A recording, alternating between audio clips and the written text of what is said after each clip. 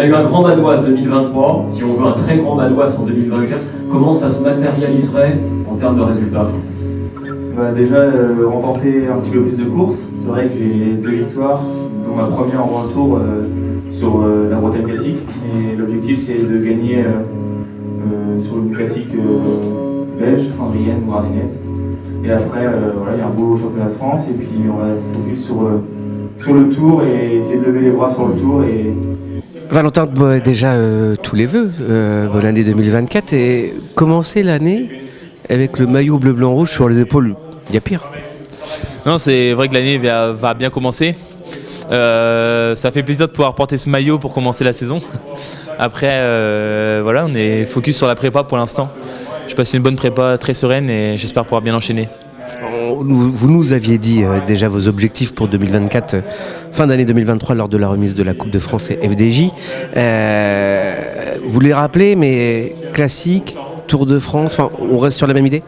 Ouais, l'objectif c'est vraiment les classiques du début de saison avec les Flandriennes et les Ardennaises comme les années passées.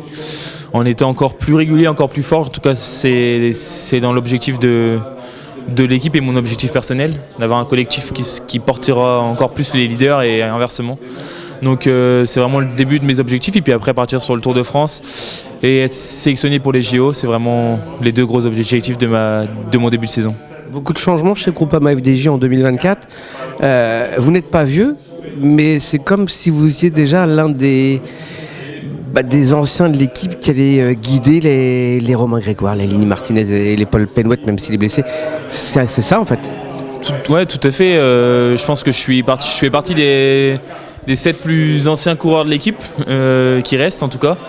Donc moi c'est un rôle qui me tient au cœur aussi, c'est de former les jeunes qui arrivent avec beaucoup d'insouciance. On est là pour les canaliser mais pour leur garder aussi leur grinta et leur envie de bien faire. Et j'aime bien ce rôle aussi d'avoir après, je pense aussi à ma carrière, il faut leur montrer le bon exemple, leur montrer quoi faire, quand faire et comment courir surtout. Et je pense que c'est ce qui va faire la différence collectivement, c'est qu'on a vraiment une équipe qui est très soudée.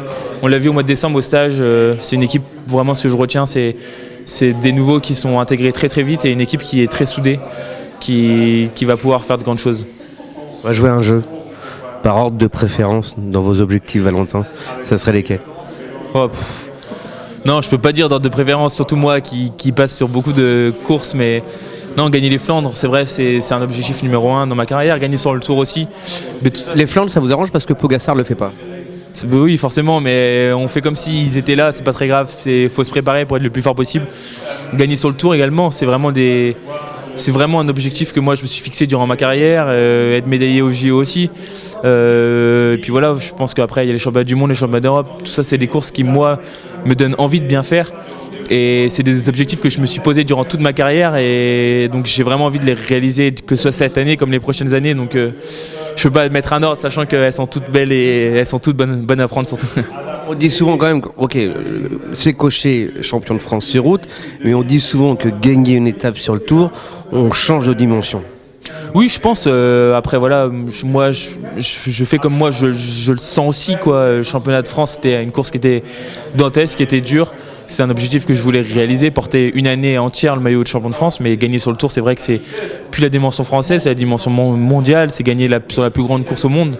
Donc forcément, ça change beaucoup de choses et on rêve tous de gagner sur le Tour et d'avoir le petit numéro 1 ou 2 ou 3 sur la plaque de cadre pour la suite de notre carrière et qui nous restera jusqu'à la fin de notre vie, quoi. Valentin, ça fait longtemps qu'on vous suit. Qu'est-ce qui fait, alors, autre que le travail, qu'est-ce qui fait que Valentin Madoise en est là aujourd'hui? Comment vous définiriez le truc? Non, c'est compliqué à dire. Je pense que je suis quelqu'un qui travaille beaucoup, qui a l'envie aussi de bien faire. Mes études m'ont fait beaucoup de bien aussi, m'ont permis de me concentrer à 100% dans ma carrière cycliste, de penser qu'à ça. Et je suis très heureux de faire ce métier, j'adore, je prends beaucoup de plaisir surtout. Et l'envie de bien faire, le plaisir et le travail fait que je suis le coureur que je suis aujourd'hui. Je peux encore progresser et j'espère dès l'année prochaine je serai plus fort. Donc c'est aussi voilà, étape par étape, je suis quelqu'un qui est plus calme et qui avance étape par étape. J'avance base après base et je vois année après année, j'ai toujours des résultats qui sont meilleurs. L'année prochaine, mes résultats, en tout cas, je ferai tout pour qu'ils soient meilleurs que celles de 2023.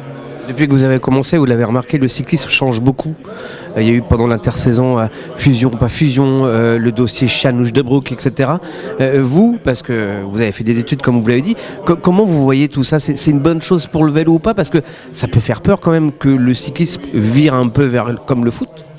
Oui, de toute façon, le cyclisme, je suis réaliste, va virer comme le foot. Après, il va falloir bien s'entourer de bonnes personnes. Il va falloir que les personnes qui soient autour de nous nous guident aussi vers de bons choix et que les coureurs aussi soient très, très clairs et très, très droits. Et je pense que c'est ce qui fera la différence. Après, voilà, pour nous, c'est très bien, c'est que le vélo attire beaucoup de personnes, attire beaucoup de monde, donc c'est que positif pour notre sport. Mais il va falloir faire la part des choses et faire attention à bien s'entourer surtout. Ça veut dire qu'un jour, on pourra peut-être voir Valentin Madois dans une équipe étrangère ou on est bien à la maison? Non, mais c'est vrai que ça a été une question que je me suis posée cette année. C'est aussi pour ça que j'ai décidé de rester dans cette équipe. C'est que j'ai un emploi qui est entre guillemets sûr pour les 3 prochaines années. J'ai confiance en marque, j'ai confiance aux sponsors, j'ai confiance aux personnes que je connais qui vont me permettre de pouvoir m'accompagner. Je sais très bien que je ne serai pas surpris par un rachat d'équipe dans cette équipe. Donc c'est aussi pour ça que j'ai préféré rester serein et dans le travail, et aussi parce que l'équipe évolue très positivement. Et je pense que c'est ce qui fera la différence, en tout cas pour moi. Je suis un coureur qui a besoin d'avoir un environnement sûr et serein autour de moi, et le fait d'être dans cette équipe pour les 3 prochaines années, ça va me permettre de pouvoir travailler encore mieux et encore plus sereinement. Avant que la saison 2024 commence, Valentin, j'ai posé la question à Romain Grégoire, si Valentin Madois peut en 3 mots se décrire sa mentalité, son état d'esprit avant que la saison commence, ça serait lesquels? Quelqu'un d'ambitieux, quelqu'un d'attaquant et calme. Allez. Je rajouterais réfléchi, moi. Réfléchis aussi, c'est un beau mot, t'as raison. Merci Valentin. Merci.